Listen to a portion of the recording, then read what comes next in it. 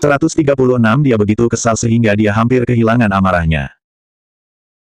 Meskipun Su Bei adalah seorang supermodel, Lu Heting masih satu kepala lebih tinggi darinya ketika dia berdiri di depannya. Perbedaan ketinggian seperti itu membuatnya merasa sedikit tertekan. Ketika dia melihat ke atas, kebetulan dia juga menatapnya. Matanya sepertinya memiliki kekuatan magis yang membuatnya tertarik padanya ketika dia menatapnya. Lu Heting juga sangat tertarik pada Su Bei. Segala sesuatu tentangnya membuatnya terpesona, dan dia tidak bisa melepaskan diri darinya. Dia menundukkan kepalanya dan mendekati wajahnya. Su Bei merasa akan menciumnya, dan dia ingin melarikan diri. Tapi sepertinya dia tidak bisa melepaskan diri dari pusaran yang dia buat. Bei, Gun Gun mengusap matanya yang mengantuk dan berdiri di pintu kamar tidur utama. Dia membuka tangannya untuk memeluk Su Bei dan memintanya untuk tidur dengannya. Su Bei kembali sadar. Dia segera mengambil Gun Gun dan berkata, "Oke, ayo tidur sekarang. Jadilah anak yang baik." Lu Heting menatap punggung mereka dengan kesal. Sekarang adalah kesempatan terbaiknya untuk mendekati Su Bei. Tapi Gun Gun merusak segalanya. Dia sangat kesal sehingga dia hampir kehilangan kesabaran. Gun Gun, yang setengah tertidur dan setengah bangun, tiba-tiba bersin. Apakah ada yang baru saja membicarakannya? Dia berbalik dan segera tertidur lagi. Wajah kecilnya bulat, dan dia menamparkan bibirnya, masih merasakan rasa kue mangkuknya. Berpikir bahwa dia akan masuk angin, Su Bei dengan cepat menutupinya dengan selimut tipis. Keesokan paginya, Su Bei pergi menemui Dabao dan membawa semua hadiah yang dibelikannya untuknya dan Lin Molly. Dia juga membawa beberapa kue mangkuk yang dia panggang pagi ini. Lin Molly adalah seorang pecinta kuliner, dan baginya, lebih baik memberinya sesuatu untuk dimakan daripada hadiah lainnya. Setelah bermain beberapa permainan dengan Dabao, Su Bei pergi ke perusahaan. Begitu LV San melihat Su Bei, dia berkata, "Su Bei, orang-orang dari Feng Sang berencana untuk melakukan pemotretan dengan 5 model yang muncul di Orisa Fashion Show. Ini untuk sampul dan halaman dalam majalah mereka. Mereka juga akan merekam video spesial sebagai hadiah spesial untuk hari jadi mereka. Anda harus bersiap untuk syuting." "Baik, aku akan bersiap sekarang." Su Bei mengambil semua materi dari LV San dan memeriksanya. Ia melihat, selain 5 model yang tampil di Orisa Fashion Show, nama Su Huixian juga masuk daftar. LV San, kenapa nama Su Huixian ada di daftar? Dia tidak dapat berpartisipasi dalam pertunjukan tersebut. Apa yang membuatnya memenuhi syarat untuk mengikuti acara ini? Su Bei merasa aneh. Mungkinkah Su Xingfu dan Du Luo membuka jalan untuknya lagi? LV San hanya mengangkat bahu dan berkata, karena Su Huixian adalah salah satu brand ambasador Jin Xiu. Meskipun Fan Yingfang telah mengundurkan diri, itu tidak berpengaruh pada Su Huixian.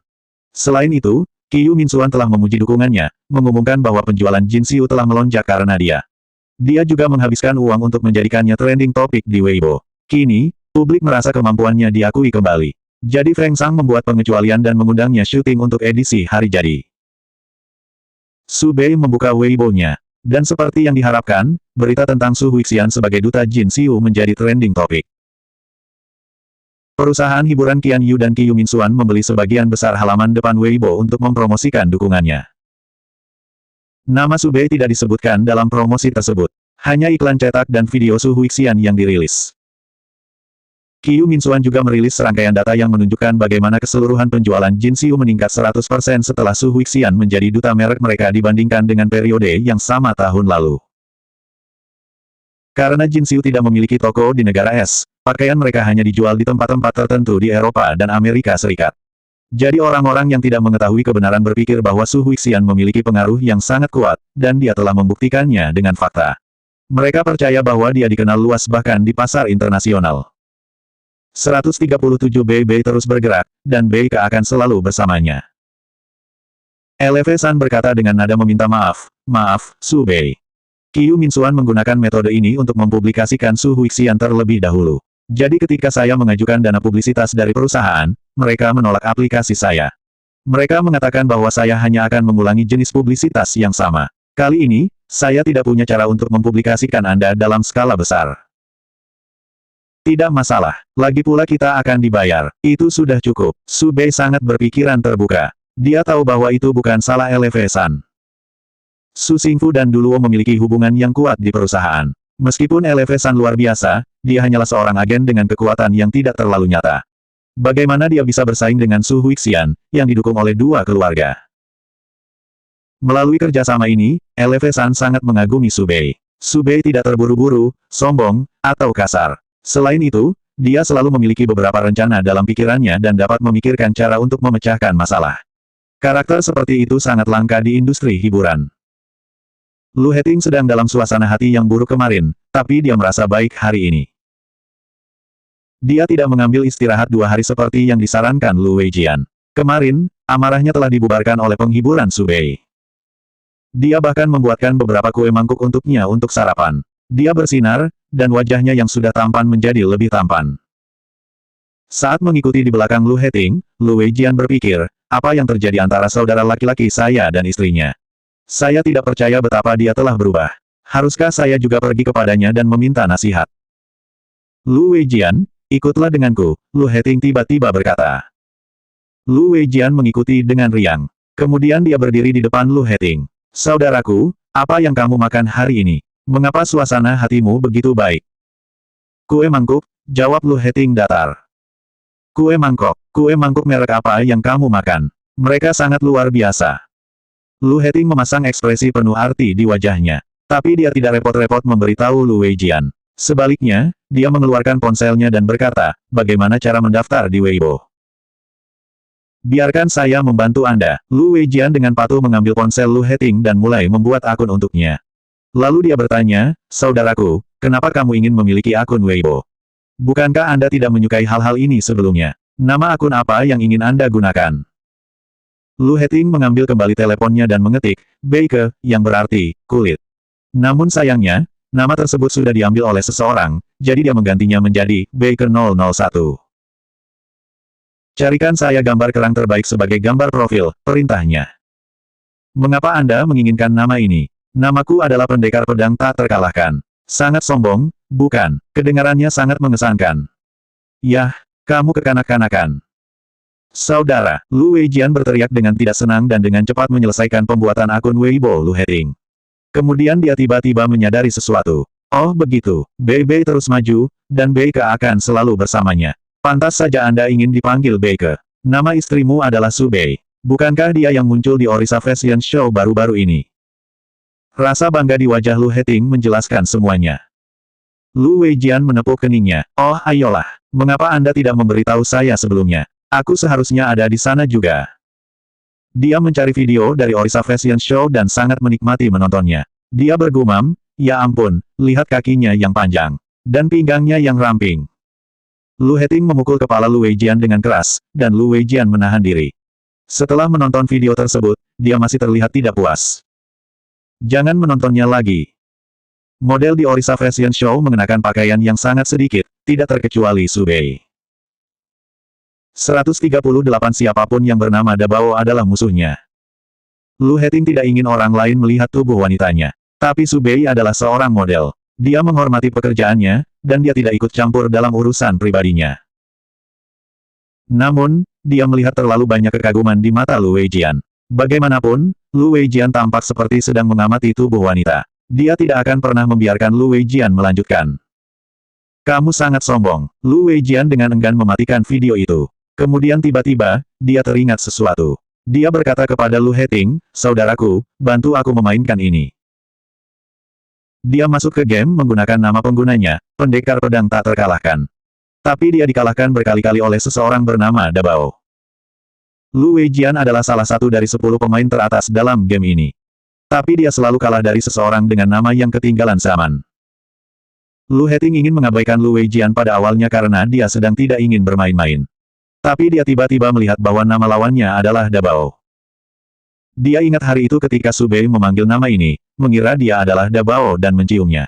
Perasaan tidak senang dan mati lemas membanjiri hatinya.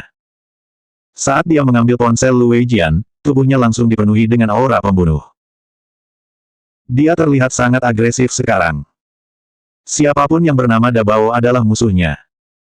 Karena niat membunuhnya yang kuat, Lu Heting akhirnya membunuh Dabao dalam game tersebut.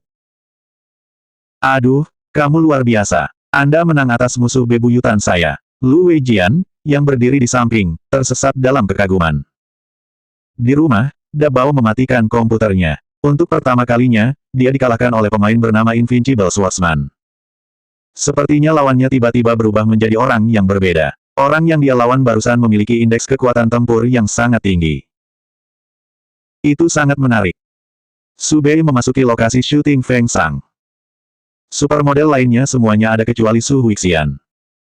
Di antara supermodel yang dipilih kali ini, Su Bei dan Su Huixian adalah yang paling populer. Su Bei dipuji dan diakui oleh para eksekutif senior Orisa setelah bergabung dengan Orisa Fashion Show.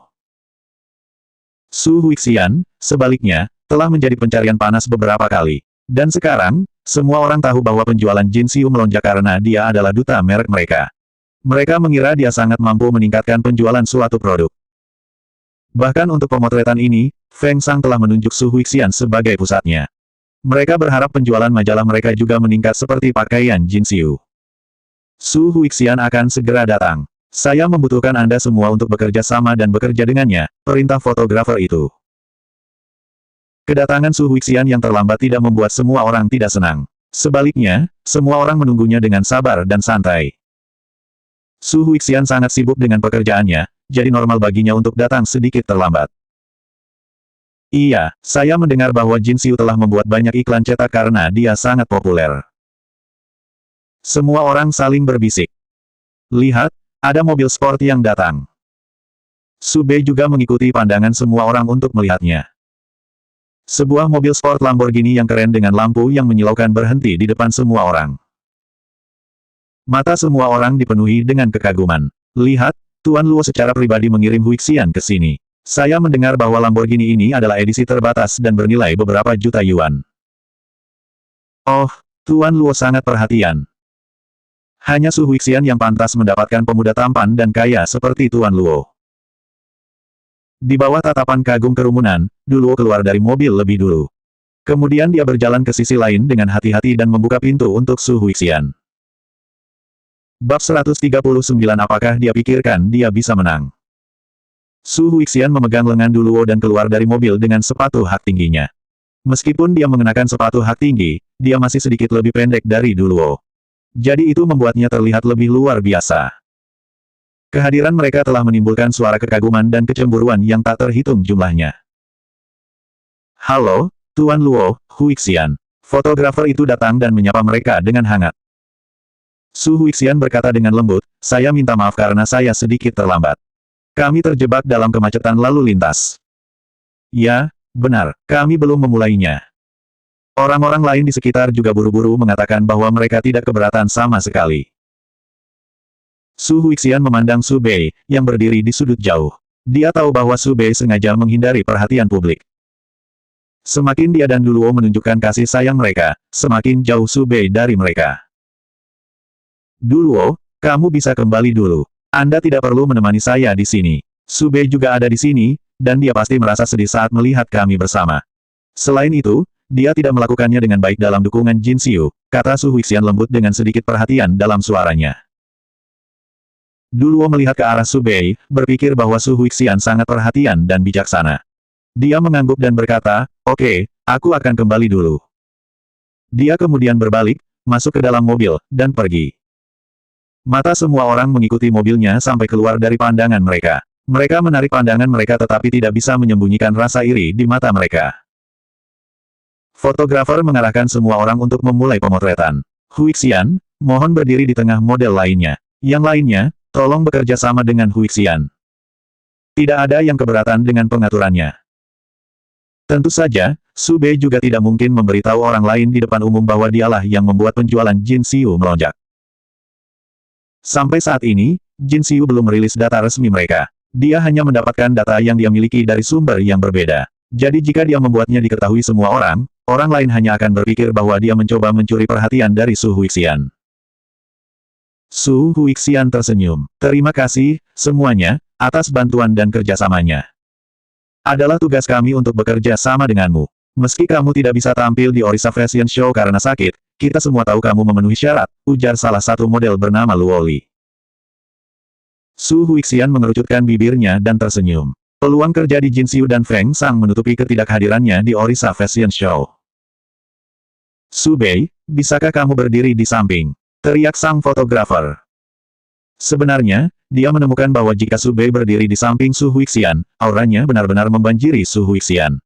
Wajah kecilnya yang tanpa cacat juga membuat wajah Su Huixian terlihat tidak mengesankan. Itulah mengapa dia tidak bisa membiarkannya terlalu dekat dengan Su Huixian. Su Bei lalu pindah ke samping. Di antara model, Luo Li adalah yang paling dekat dengan Su Huixian. Dia mampu membangun hubungan yang baik dengan Su Huixian baru-baru ini. Dia berkata dengan suara rendah, orang biasa memiliki keberanian untuk mencuri perhatian orang yang hebat. Dia harus melihat dirinya sendiri di cermin. Seseorang segera menimpali, ya, kamu benar. Mengapa dia harus bersaing dengan Su Huixian? Apakah dia pikir dia bisa menang? Su Bei begitu tenggelam dalam mood pemotretannya sehingga dia tidak melihat ada yang salah. Tetapi ketika dia mendengar apa yang orang-orang katakan berulang kali, dia sedikit mengerutkan kening. Dia tidak ingin menunda pemotretan, dan dia belum marah, jadi dia menjaga suasana hatinya dan melanjutkan pemotretan. Saat istirahat, beberapa pekerja masuk dengan membawa mawar merah di tangan mereka. Seikat mawar itu tampak begitu menakjubkan sehingga semua orang tidak bisa menahan diri untuk berdiri dengan kagum. Wow, ada banyak sekali mawar. Apakah pemotretan nanti terkait dengan mawar? 140 lebih berharga daripada yang lain. Mungkin itu hadiah dari fans. Banyak dari mereka tahu bahwa kami syuting di sini hari ini. Tapi saya tidak tahu untuk siapa. Para pekerja tersenyum dan berkata, tidak, ini bukan dari fans. Ini adalah hadiah Tuan Luo untuk Nona Su. Sebanyak 999 mawar merah bertangkai panjang. Astaga, ini keterlaluan. Seseorang berteriak karena terkejut. 999. Aku sangat iri pada Nona Su. Wajah cantik Su Huixian tampak mencengangkan dengan buket mawar merah yang dipegang di depannya. Dia sangat menikmati kekaguman dan kecemburuan orang banyak sehingga suasana hatinya menjadi cerah. Luo sekarang semakin mencintainya setiap hari. Meskipun dia belum menikahinya, dia memberikan segalanya padanya. Dia bersyukur telah menggunakan tipuan untuk mengusir Su Bei dari keluarga Su saat itu. Jika tidak, masih belum diketahui siapa pemilik semua ini. Meski yakin bisa mengalahkan Su Bei selalu seperti bom waktu dalam hidupnya. Tapi sekarang, dia tidak khawatir lagi. Dia tahu bahwa Su Bei tidak akan memenangkan hati Luo lagi. Ngomong-ngomong, Nona Su, seseorang ingin memberikan kotak ini padamu.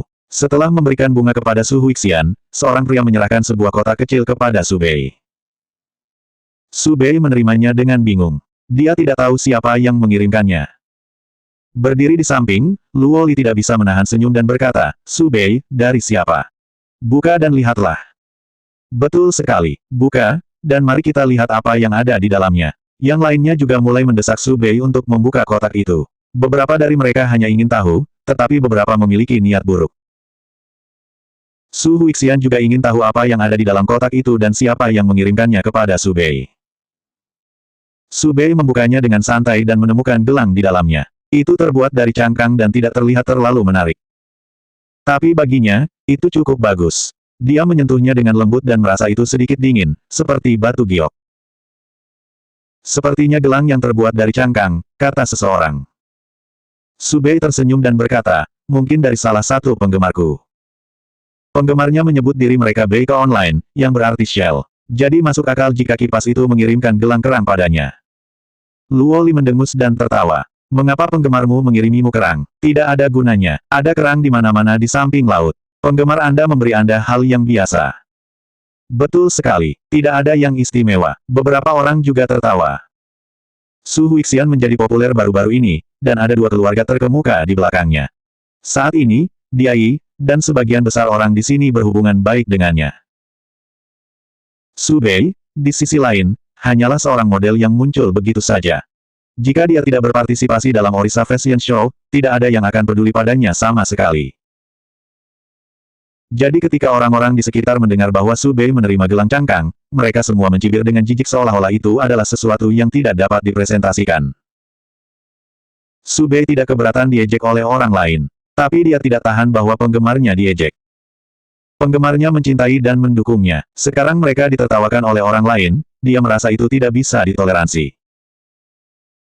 Jadi dia berkata dengan suara keras, apakah ada yang salah dengan gelang kerang? Pernahkah Anda mendengar pepatah, itu pikiran yang penting. Anda biasanya mengukur nilai barang dengan uang. Apakah menurut Anda hadiah yang mahal lebih penting daripada hadiah asli? Selama orang yang mengirimi saya hadiah ini mencintai saya dan mendukung saya dari hati mereka, itu lebih berharga dari apapun. Sebuah kartu, boneka, dan bahkan kata-kata penyemangat atau salam dari penggemar saya sudah cukup untuk membuat saya bahagia dan puas. Banyak orang terpesona oleh kata-katanya, dan mereka sangat bersalah sehingga mereka tutup mulut. Selanjutnya bab 141, apakah itu benar-benar menakjubkan?